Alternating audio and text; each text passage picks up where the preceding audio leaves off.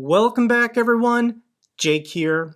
In this video, I'm going to make the argument for you that the current war map between Russia and Ukraine doesn't really matter. And there's a couple YouTubers, one of them being this great guy, his name is Dennis. I really like him, I highly recommend his channel, but I know that a lot of my subscribers are also watching his videos. And he's settled into this daily formats where he uploads a video every day just talking about the changes in positioning between the Ukrainians and the Russians. How is it going on the front line? And the problem with this is that Russia is occasionally taking ground, taking territory, but that doesn't mean that Russia is winning. So here's his video from yesterday. It's already got 270,000 views. Let me just show you the first 12 seconds of his video. Hello my friends and welcome, my name is Dennis and this is the latest update from Ukraine. Finally we got the chart release for today and let me introduce some of the news to you. They are not good. Firstly, so we're 13 seconds into this clip and he immediately says that the news for today, considering the front lines, isn't good. So that's potentially now 270,000 people, most of whom I know are supporting Ukraine, who think that today is going badly for the Ukrainians, that potentially Russia is gaining momentum, gaining traction on the ground, inevitably Russia might win. But that just simply isn't true. Here's another channel I know a lot of people follow. This is Sky News. Their YouTube banner is now just War in Ukraine. And they're putting out these daily update videos of the fighting on the ground, the maps. Let's just watch the first couple seconds of this clip. And Michael, all the comments seem to be at the moment that the Ukrainians are trapped around Severodonetsk. Is that true? The Ukrainians are trapped around Severodonetsk. Oh no, the Russians are making progress. Potentially, is Russia winning this war? Here's another YouTube channel I know a lot of people also follow. This is Times Radio. And listen to how this radio DJ phrases the Battle of Severodonetsk. This is the battle that could define the war. Fighting over the city of Severodonetsk in eastern Ukraine has been brutal, and President Volodymyr Zelensky, whose troops have been pushed back to the outskirts of the city, said the fate of the entire Donbas region is being decided there.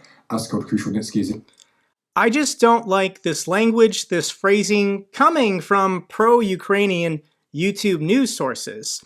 People saying that the battle for Severodonetsk could decide the fate of the war, the fate of Donbas is resting on this one town.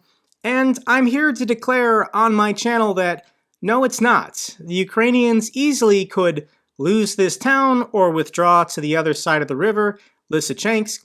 But more than likely, they should just get out of there. I don't have all the information on the ground. The Ukrainian military commanders are making these decisions.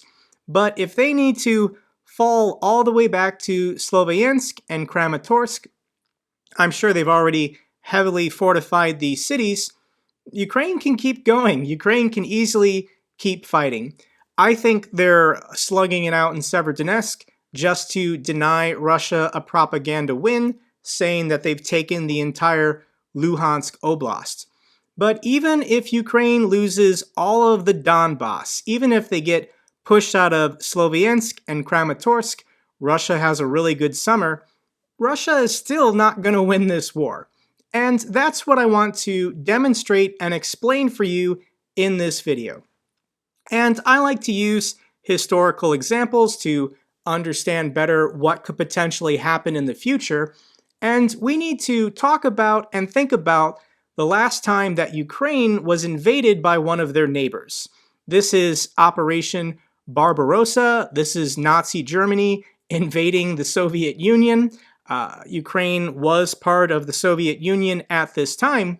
And the Axis powers, and this included Germany, Romania, Finland, Italy, Hungary, and Slovakia, they invaded the Soviet Union with 3.8 million soldiers. And I want to show you the war map as it unfolds. The invasion started on June 22nd, 1941. You have the Axis powers here on the west. You have the Soviet Union here on the east. The title of this video is World War II, Eastern Front, 1941 to 1945, every single day. Now I've slowed down the speed of this video to 0.25 so that we can talk about as the calendar days are going to just flip on by. But on June 22nd, the Luftwaffe began their bombing campaign. Odessa, Kyiv, Lviv, they were all heavily bombed by the Axis powers prior to the German ground forces coming into the country. So if we just wait a second here, this is going to kick off and the calendar is going to start flipping pretty fast. So here goes Germany. They're making a lot of progress along the Baltic coast. Lviv is under attack. Here we are, July 1st. Lviv has been taken. Germany is now pushing east, trying to make it to the capital city of Kyiv. They're coming down basically through Moldova. They're still bombing Odessa and making a lot of progress up there in the north, going towards, they've already taken Minsk, the capital of Belarus. And here we are on July 22nd. So we're 1 month into this war, and most of Western Ukraine so far has been taken. So what I want you to imagine is, what if YouTube existed 80 years ago, and there were pro-Ukrainian or pro-Soviet YouTubers putting out daily updates of the war map and how the war is going on the front lines? Just because Germany is taking cities, taking territory, does that mean that Germany is going to win this war? Let's go ahead and get the playback going again. Once again, this has only been a little over 1 month, but the Germans are outside of Kyiv. They're outside of Odessa. They're pushing east, making great progress along the Baltic Sea as well. And you can see by August, mid-August, they're heading towards the Dnieper River. They're just outside of Kherson. They're really trying hard to get to Leningrad up there in the north. And potentially, this is going to be August 21st, August 22nd. So here we are, 60 days, 2 months into Operation Barbarossa, and Germany has solidified their hold over Western Ukraine. You can see the front line now extends along the Dnieper River, going all the way from Kherson to Kyiv. Odessa is completely surrounded. They're cut off. Kherson probably has been taken. They're trying to get the capital city of Kyiv. Let's go ahead and give it another month of this war. Germany has taken Gomel. Germany has, they're basically they're 5 miles outside of Leningrad. They're now probably less than 200 miles from Moscow. They're coming down from the north to completely encircle Kyiv. Odessa is still cut off. Kherson is probably occupied. Germany is now pushing on the other side of the Dnieper River, trying to get to the Crimea Peninsula. So here we are, September 18th, September 19th, 20th, 21st, 22nd. So we started in June, July, August, September. We're 3 months into this war, and Germany has taken probably 60 to 70% of the country. I think the capital city of Kyiv has been taken, but there's some pockets of Ukrainian Soviet fighters holding out. Odessa is still holding out. Let's go ahead and give this war another month. And these green blobs are partisan activity, people, civilians behind the front line, willing to sabotage and resist German occupation. But Germany has taken Zaporizhia. They're now into the Donbass region, pushing alongside the coast of Azov. They've taken Melitopol, they've taken Mariupol. They're pushing into proper Russian territory to take the city of Rostov-on-Don. We're now approaching the 4-month mark. This is October 22nd. Kherson has fallen, Odessa has fallen, Germany is now going into Crimea. They control the Donbass region. They're just outside of Kharkiv. They've taken the capital city, Kyiv. Obviously, it gets worse given another month, but as soon as December sets in, the German forces basically stall out. The point I'm making is that Germany takes 100% of all Ukrainian territory and holds it for 2 more years. But is Germany going to win this war? So I just want to caution you about watching these daily update videos and seeing Russia make progress, thinking taking land is somehow going to lead to Russia inevitably winning this war.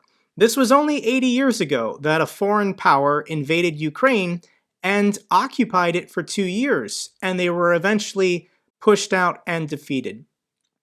So something significant that happened on May 9th that maybe you didn't notice the parallels here, but President Biden signed the Lend Lease Act on May 9th to streamline U.S. military aid to Ukraine. It's called the Ukraine Democracy Defense Lend Lease Act of 2022, and this gives the president the authority to lend or lease almost anything in the United States military's arsenal. And the United States did this on May 9th as a big FU to Vladimir Putin, because May 9th is their Victory Day celebration, where they celebrate their victory over Germany in World War II.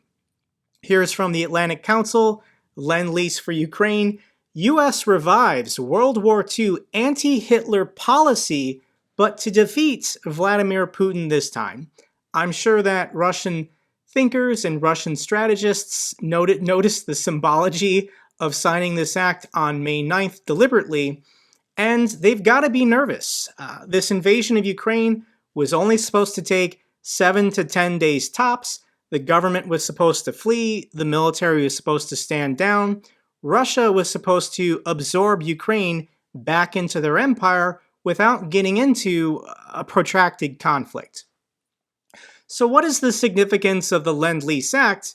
Let's go ahead and look at history, the last time it was used. And the Russian embassy, this is the U.S. Embassy's website for Russia, where they remind the Russians of what the United States did during World War II for the Soviet powers. Even before the United States entered World War II on December 1941, America sent arms and equipment to the Soviet Union to help it defeat the Nazi invasion, totaling $11.3 billion in that currency, $180 billion in today's currency. The Lend Lease Act of the United States supplied needed goods to the Soviet Union for 4 years, 1941 to 1945. And the Americans sent the Soviets 400,000 jeeps and trucks, 14,000 airplanes, 8,000 tractors, 13,000 tanks, 1.5 million blankets, 15 million pairs of army boots, 107,000 tons of cotton, 2.7 million tons of petrol, and 4.5 million tons of food. Would the Soviet Union have been able to defeat Nazi Germany without all of this stuff, without all of this support? And I think there's some confusion about what the Lend Lease Act is, and it has nothing to do with the military aid and money we've already supplied the Ukrainians. This is from May 21st, but President Biden, after Congress passed it overwhelmingly, Biden signed a $40 billion aid package that is being given or supplied to Ukraine right now. This isn't the Lend Lease Act. It's not that we're capped at $40 billion. This is $40 billion worth of direct aid.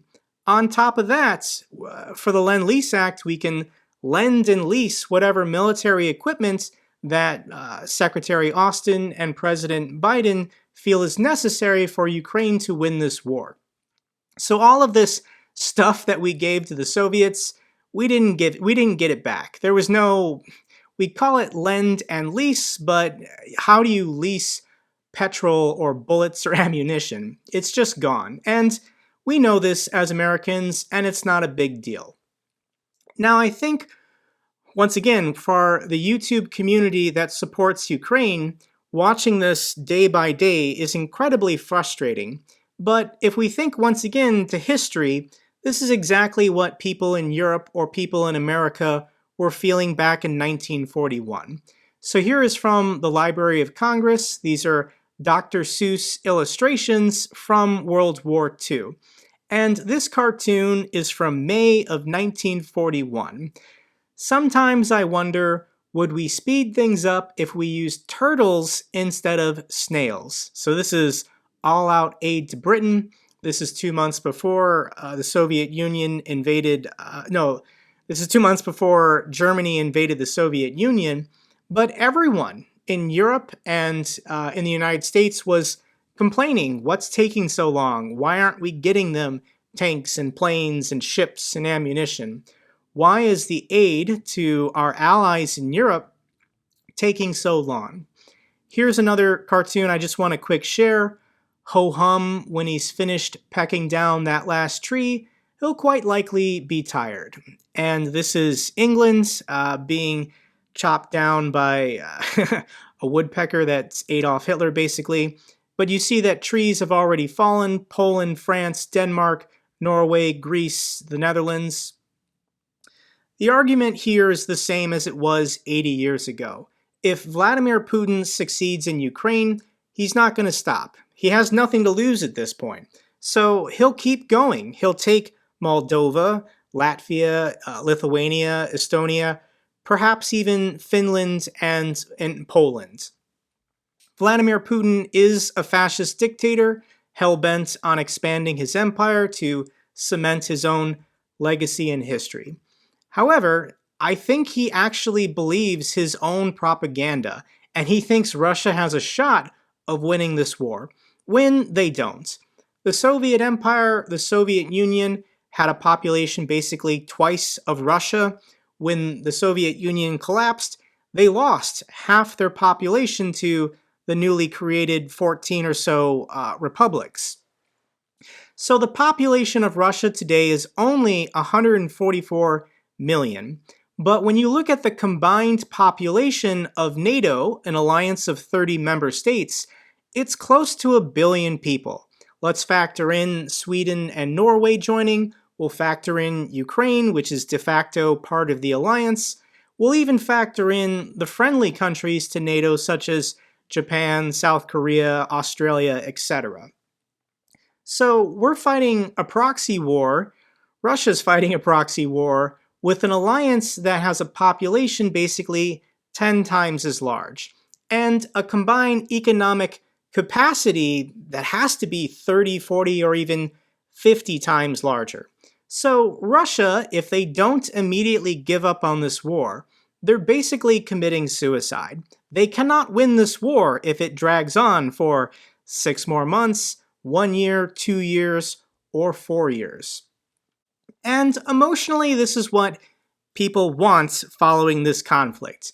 They want all the weapons given to Ukraine today so that they can fight this war and then just over time keep resupplying them. But that isn't how logistics works. That isn't how procurement, manufacturing, contracting, all the necessary steps to get this weaponry, training, to get all this weaponry into Ukraine. So people think that this is logically what's going to happen. Weapons will start slowly going into Ukraine, and over time they'll get a consistent amount. This isn't what is going to happen if this war drags on 6 months, 1 year, 2 years, 4 years. This is what's going to happen if Russia does not give up on this war. This is what the economic output and production capability of the NATO alliance is going to supply to Ukraine over time. Yes, it's being really slow and frustrating right now. We're 3 months into the conflict, but just over time, we're going to keep supplying aid and equipment, arms and weapons, food and resources, and it's just going to grow exponentially until Russia is defeated. And Russia has to know this. So if the Ukrainians lose Severodonetsk, I don't really care. If they lose Sloviansk and Kramatorsk, if they're completely pushed out of the Donbass and Russia has officially taken everything they think they can take, NATO is not going to sue for peace. There's rumblings and articles and talk about potentially appeasing Putin and letting him keep this occupied territory, but I don't think it's going to happen. I don't think enough members in the alliance will allow potentially sympathetic actors to Putin to allow this to happen. So let's now discuss this in terms of an analogy. Is Ukraine really going to go on the offense and liberate the cities of Mariupol and Melitopol and Izium and these cities of Donetsk and Luhansk in the next 2 months, 3 months? Is Ukraine really going to push through Russian forces to liberate these cities? And they're not. They're just simply not. Checking the war map updates isn't going to be positive news because there's no reason for Ukrainians to push heavily into Russian forces. And the analogy I want to give is, right now they're fighting this war with shovels. Let's pretend that we told the Ukrainians they have to dig a canal. And if they want to build this canal today, they've got to use shovels. But if they wait 6 months or a year, then we'll give them excavators. We'll give them proper digging equipment. So if you're the Ukrainian forces, are you really going to go on the offensive and try and retake all your lost territory when you don't have the best equipment, best weapons, best trained forces? It's going to make much more sense to just wait 6 months or a year potentially until you have the right tools. But for Russia, it's the opposite. They know that time is against them. Let's use an analogy and we'll just say routine car maintenance. Yes, it might be inconvenient and expensive to take time off of work, go to the dealership, make sure that your oil is changed, your filters are changed, your coolant and all of your other stuff is well maintained. But if you don't do it now, if you don't do it today, then 6 months from now, a year from now, your engine is just going to turn to sludge and your car is going to be broken. So this is exactly what Vladimir Putin knows and what Russia is doing right now.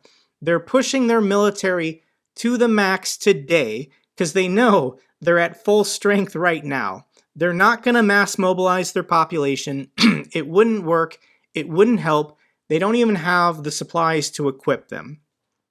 So Russia has to take the Donbass. They have to secure the land bridge to Crimea, and then they have to go to the negotiating table and pray, hope that Western leaders will just allow Russia to keep this territory.